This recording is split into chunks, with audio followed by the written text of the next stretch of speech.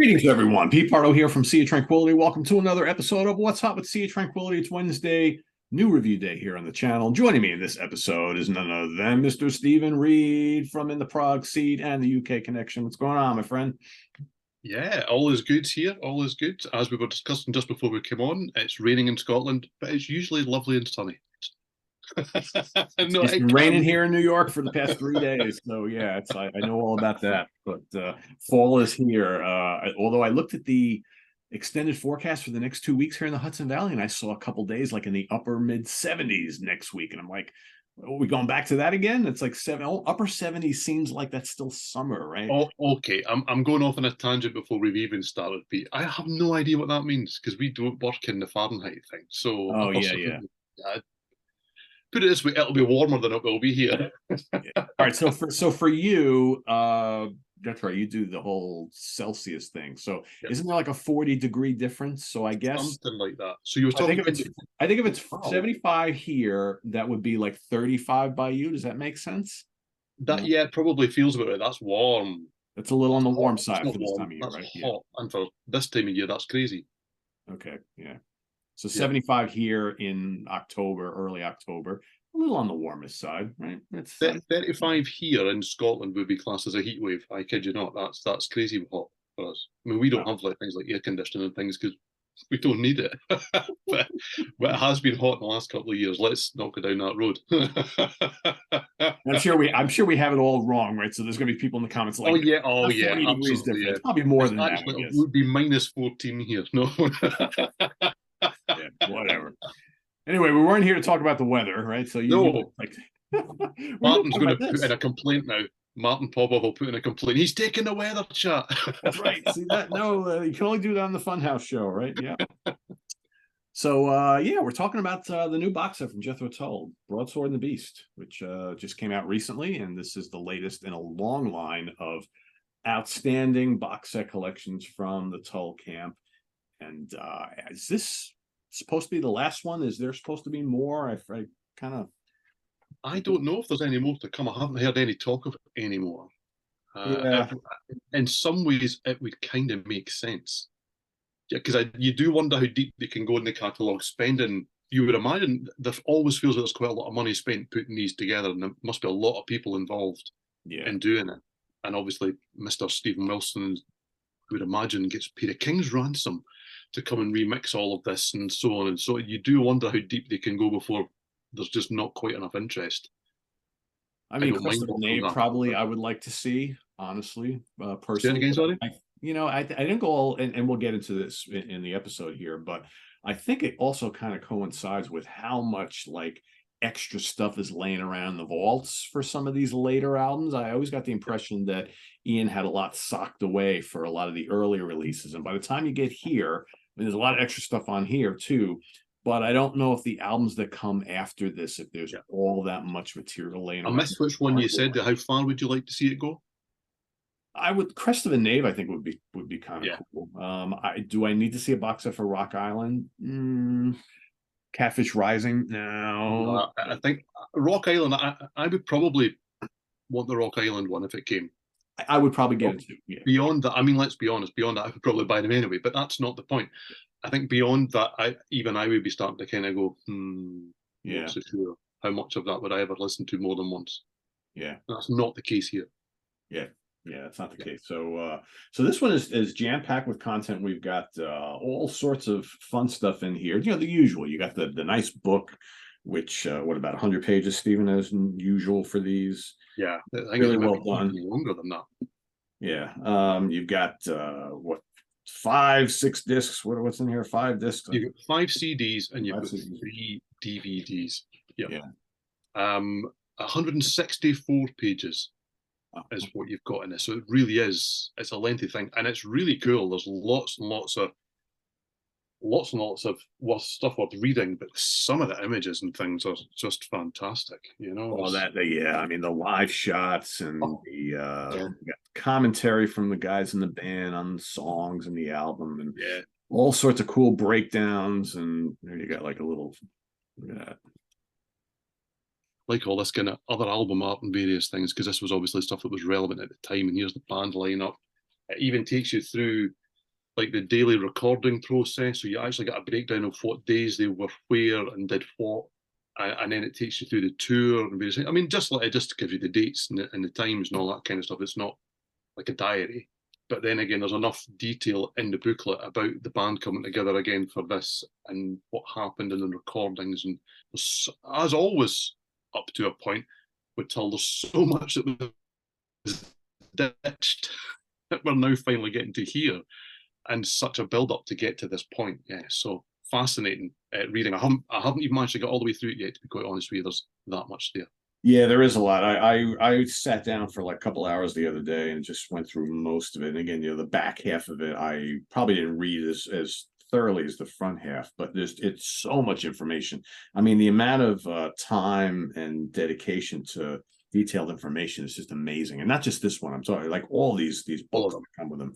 And they are books. I mean, it's not a booklet. This is, and a lot of people, I was one of the other recent box sets we were looking at, people have complained that as cool as these are, wouldn't it be nice if the book kind of came out of the whole set so you can actually read it without sitting here? As I'm flicking through this today, I mean, I've had this a little while. I do wonder if there's I always want more. I always want more. Give me more stuff. Give me more pictures. Give me more detail. Give me more music. There's almost too much here in the sense of I feel that this is the first one I've felt that I can think, I'll have to be really quite careful with this one. As I'm even moving it reading my mind, as I was leafing through before, I'm thinking this one seems a little on the frail side, right? I'm hearing that little bit where I can kind of go, oh, is that glue moving and I think it is a little bit. Maybe just because I'm holding it and I'm making it warm and various things, but you're going to hold it. It's a book that's inside. And there's been lots of comments in various places about how do you, right? So there's obviously 6 discs held in really not ideal packaging, and then your 7th and 8th ones are on these pages here. Okay, now getting these in and out is interesting. It's good fun, isn't it? That's really not good fun. Okay, so the theory, and I tried this again yesterday. I haven't done it again today, so I'm going to make what's commonly known as a complete and utter arse of this. Okay, however, the way to get the discs out supposedly is to push them down and then they come out. Okay, because there are tiny little lugs here at the bottom that have some give. So if you push down into the lugs, that takes it underneath the bits that hold them in at the side, and they come out. I still can't help but think, I mean, these are all just about touching, so as you move them down and take them out, I mean, it's a CD, it takes a lot to really ruin a CD, but you don't want them all marked and scuffed, and I can't help but think that that may be the case. Can I get it back in as easily as that? The answer is just about. There you go. I read somebody else saying how you do this, so I'm right, and then there was comments under other things we've done. I think even actually maybe tongue in cheek on the In the Prog Seat Q&A show that we did. Somebody went, "Well, my question is, how do you get the discs out of this box set?" And I was like, I even typed a response under that because I thought, well, I do know, but it is a bit of a dark art. It took me a while to figure it out, and I'm just like on my first time of trying to take any of the discs out, I did genuinely think I'm going to break some of these. Yeah, you just kind of think, well, if I keep pulling, or maybe I'll break the box and I'll never get them back in. So you can pinch them a little bit and almost bend the discs, and then they come out pretty easily. Yeah. But again, you don't want to break them, right? No, it's, as I say, it's that just push from the top down. I've done it at the back, and these ones have not been done very much, and it does come out quite simply. Oh yeah, look at that. It does work. And then to put it back in, you do this. You just repeat the process, and as you push it back in, people maybe even heard it. There is a bit of a click. But how ridiculous that we are, however long we are into this review, and what we're talking about is how you take the discs out. Yeah, and here I am struggling to put this back in. I'm like, there you go. So repeat the process, push it down, and then push it back. This is ridiculous. It's like one of these things where someone helps you with your radiators. Honestly, you know what I would have rather seen, because there's no issue with this with all the other ones. Mm-hmm. Leave these here as 2. Right, with the little thing in the middle, and if you got to give me an extra couple of pages of these, solid, right? I'm all for that. I mean, I admire the fact that one of the things they've done is they've made sure that it's still, although it's so thick, that it still looks the same as the other ones. Yes. Yes. I because think there's that was what nothing they more were. frustrating than investing in a reissue series and we've seen it so many times, 2/3 of the way through, they go, do you know what, that costs too much? Let's do this instead. And you're like, no, I know. oh, don't do that. I want them to look beautiful next to each other. And is that important? Yes. Yes, the aesthetics are very important, and you want Yeah, consistency across all of them, right? So yeah, yeah, I'm sure that had absolutely. a lot to do with it.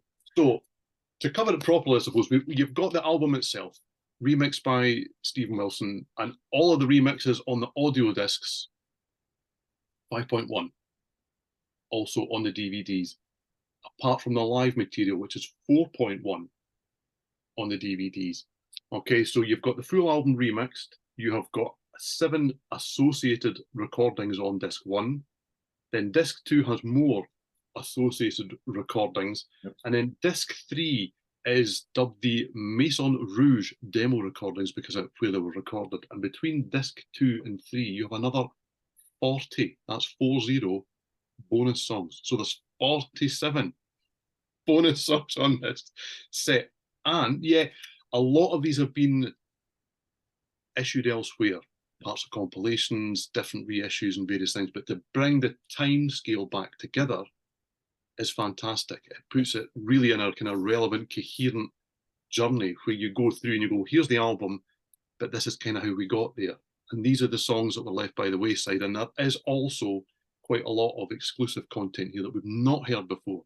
Some of it's really good. Some of it's not. Some of it's really good, though. Yeah. Yeah. Say.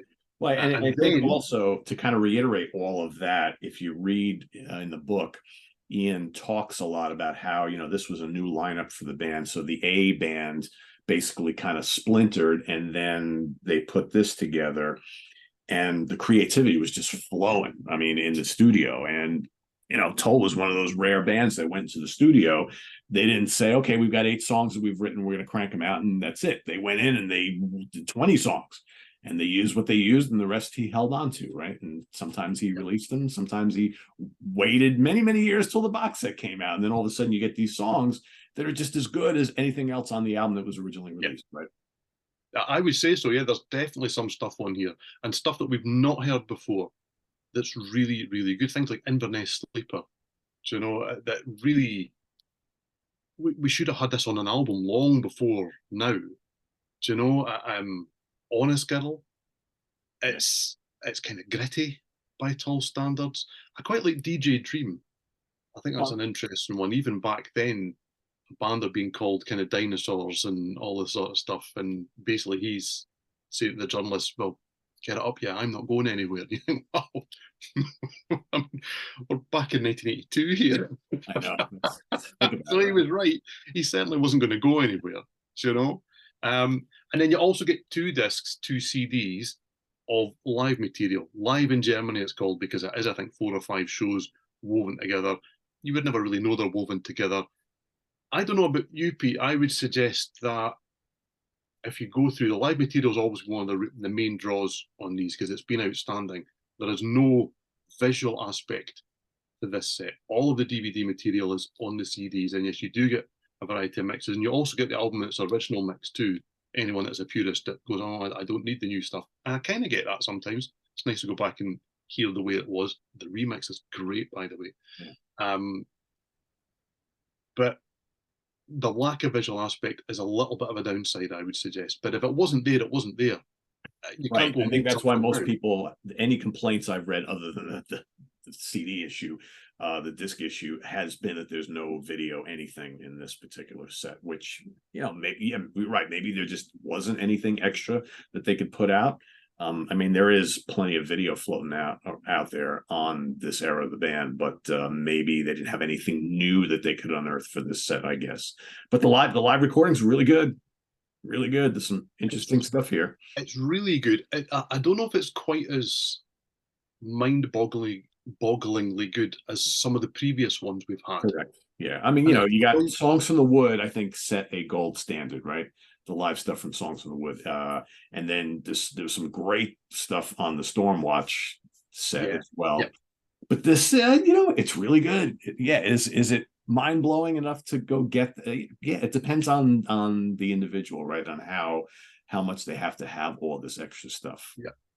What I would say for the live material is that it is, I was going to say very of its time, and that makes it sound like it's an issue. I mean that in a good way, because there's not a huge amount of other live stuff out there that you'll go, oh, this is just the same set. Because this is really quite of its time in that sense. I mean, they ignore A and Stormwatch pretty much. Yeah. But you get almost all of this album. I think there's only one song that's not in the live set.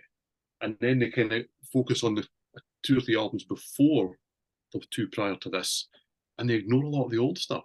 Yeah.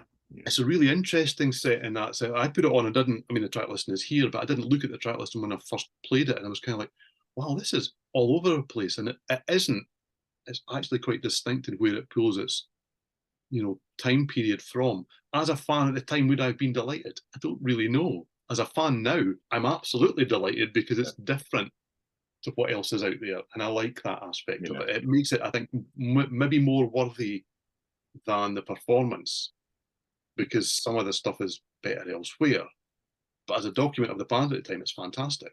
So you kind of get that balance, and I really like that. I like it when it is bespoke in that sense. Yeah, I mean, so just to reiterate what we're kind of talking about, so this is the track list for the live stuff. So you got Clasp, Hunting Girl, Fallen on Hard Times, Pussy Willow, Broadsword, Jack in the Green, One Brown Mouth, Seal Driver, Heavy Horses, Weathercock, Fire at Midnight, keyboard instrumental, followed by Sweet Dream, Flying Colors, Songs in the Wood, Watching Me, Watching You, The Swirling Pit, Pibrock, Black Satin Dancer, Beastie, Too Old to Rock and Roll, Too Young to Die. And then at the end, you get some usual suspects, right? You get Aqualung, Minstrel in the Gallery, Locomotive Breath, Into Black Sunday, and then Cheerio. So yeah, very much heavy from that mid-late 70s, early 80s period for the most part. Yeah, it's a very interesting set. It's almost a brave set. Yeah. In that way. I mean, the crowd seem into it, or the crowds, because obviously it's more than one show that you're getting put together here, are into it. You don't get any sense that anyone's kind of going, where's this? But that's maybe also of its time a little bit, I suppose, because that's maybe a slightly more modern thing where people kind of go, oh, they didn't play this and they didn't play that and they didn't. But if that's your gig at the time, then yeah, well, they didn't play lots of things. You have to wonder too. I just thought of this. You have to wonder if a lot of that had to do with the fact that you have Peter Vitesse as in the keyboard slot, as opposed to Dee Palmer and John Evan. None of these songs are big Hammond organ songs. That's true. Yeah, absolutely. I never thought of that. Yes, because in terms of keyboard sound, this album kind of moves the band somewhere else. Yeah, I would suggest. Yeah. So yeah, wow, that I think you've maybe just hit the nail on the head there. It's like the band wanted to. It's like, all right, well, this is the early 80s now. We have all this new synthesizer technology. We've really employed it to great detail on the new album. And A also was in that style that they said, let's put together a set where we can accentuate that and kind of leave the Hammond organ and the piano behind a little bit. And that's, to me, kind of what this album or this live material is all about, I think. But yeah, I would agree with that. And Jerry Conway's a very different style to drummer to what had come before as well, I would suggest. I was maybe a little unkind in my review that's on the web scene. I call them a bit more meat and potatoes. I kind of stand by that, though. It's a little bit more straightforward. That's maybe a kind of way of putting it. Ian does go kind of not great lengths, but makes a point of saying that was the sort of drummer he wanted at the time. So that was what he was going for. It's what he thinks this material required. So Jerry didn't. It's not that he couldn't do more. This is what he was asked to do for this album. But that comes across in the live stuff as well, I think, that it is a little bit different. As he says, it's stated many times in the book that that's what he was looking for the album. But then when it came time for the tour, after a little bit, he's kind of like, yeah, this isn't working. Right? Yeah. And that's the interesting thing for me with the live stuff is it does come across. I think it doesn't have the same expansiveness that they seemed to have up till then. It's not that it lacks energy, but it lacks for maybe dynamics. Yeah, there's a little bit of all on a band that would and then and it just kind of sits and goes all the time. It's always kind of in the same place. Even the stuff that you know can do other things, but it's still lots of fun. It's not that it's bad. It is different though. Yeah. Yeah. Well, not everybody can be Barrymore Barlow, right? Well, no, that's very true. That's the issue, isn't it? Yeah, it is. It is. But yeah, I would say this is as far as like all the what they like to call the associated recordings. I think this is as jam packed as any of the other sets that came before it. I've always thought like over the last couple that the Stormwatch set had some really great stuff from the vaults. This is, and again, a lot of this, some of it we've heard before, but there's so much here, so much. I mean, really, Broadsword and the Beast could have been a double or triple album easily with all that they had. Easily, yeah. I mean, it's fascinating, and yes, some of these songs that are on here we've never heard before. Some of it evolves into something else. Yeah, yeah. So you kind of get snippets of things where you go, oh, gone again. Or there's just songs that maybe have a slight tweak, but a different title and various things. But there's enough here. I mean, they've even highlighted what you've never heard before on the back. There's that much of it. But even things like Calafell and Return to Calafell, which are just nice little kind of guitar pieces and things like that. There's so much stuff here that you just think, I don't know any other band that can put this amount in the vault that is then worth hearing. There are so many collections by so many bands out there where they go, do you know what? Let's put all this, archive material out. There's 2 or 3 things where you think, I wish I'd heard that before now. There's nothing here that I listen to and think, oh, well, I can see why they just didn't go with that. The original kind of demo recordings, you think, that's the album there, is it not? We've got it. Surely that's it. We know what we're doing. We've got, no, let's scrap all of that. Let's start again. It's crazy, right? Crazy. And then, and then you have, and again, these have been released before, but then you have these 2 versions of Jacqueline. Yeah. To think that song itself never made the original album, and then you have a dynamite acoustic version and a mind-blowing full band version of it. And neither one of them made the album. It's like, what? Yeah, it's crazy. And much so, I like this album better than a lot of people do.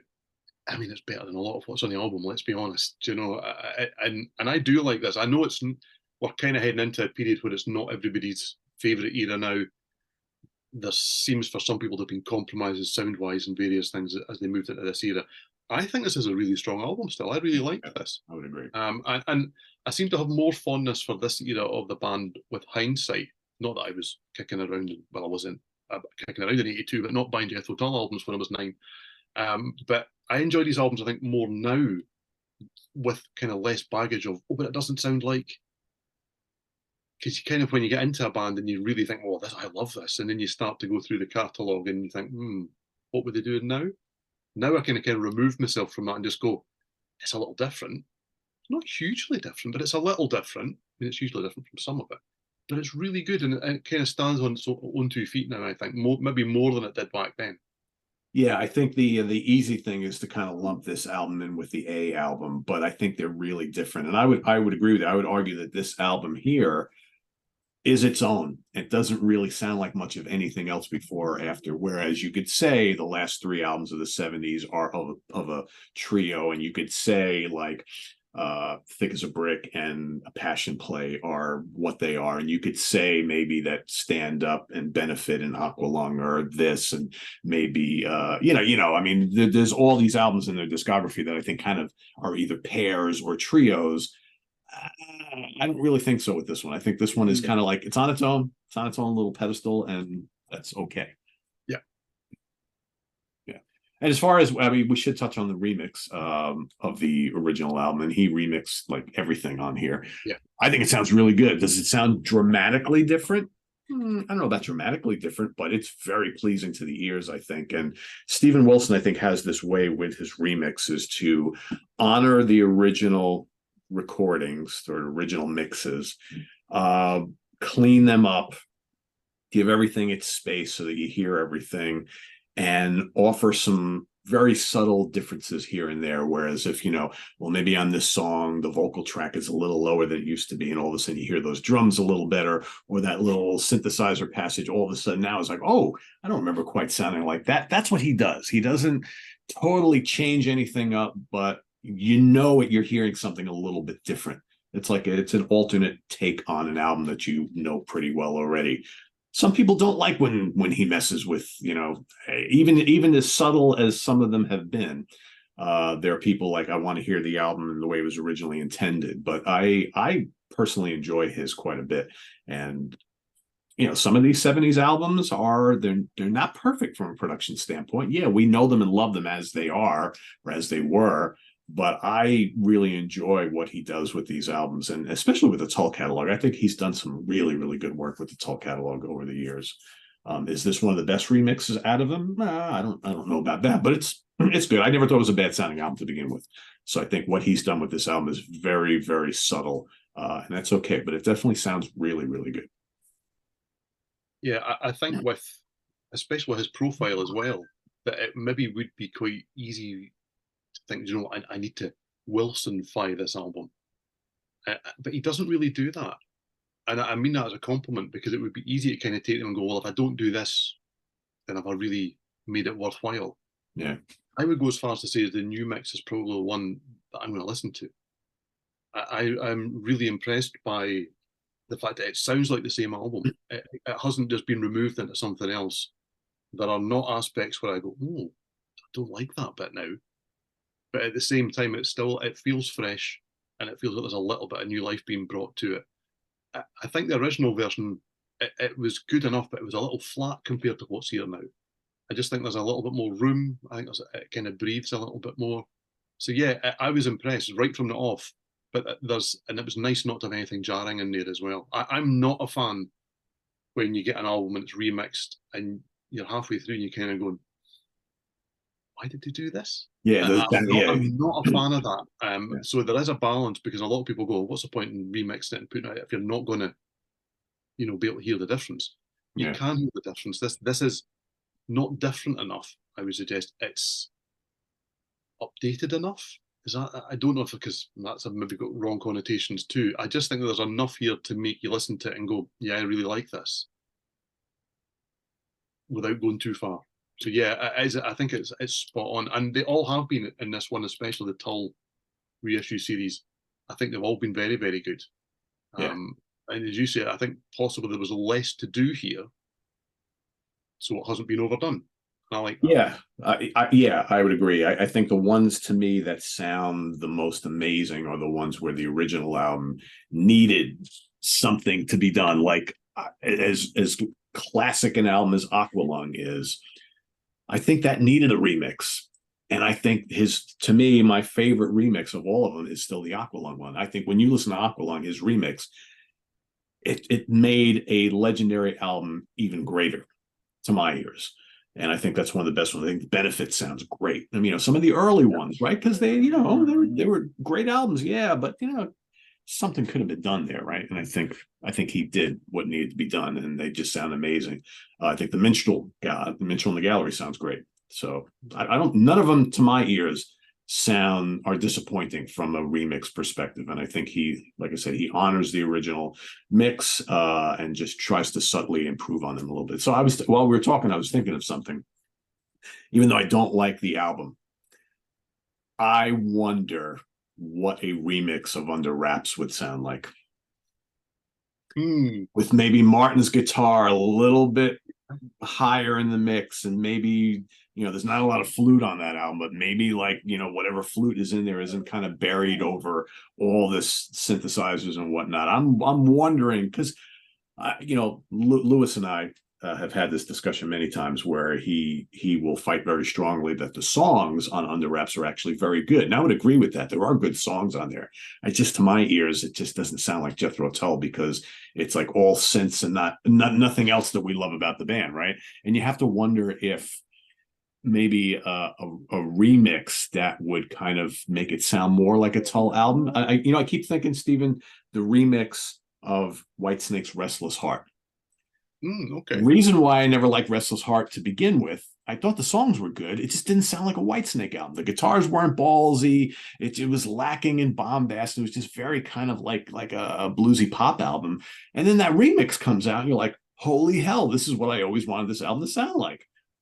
Could Under Wraps go into that sort of transformation mode in Metamorphosis Road, with Steven Wilson kind of doing some of his little magic to make it sound more like an actual traditional Tull album? I wonder. Wow. That's a question, because I am sitting here now thinking, and it's not an album I listen to regularly, to be fair, but I know it well enough.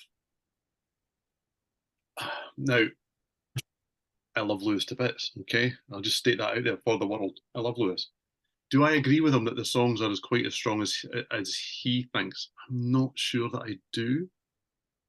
However, if somebody could make it sound much more in keeping with even that time period of the band, then I would probably, there's no probably, I would definitely like it an awful lot more than I currently do. Yeah.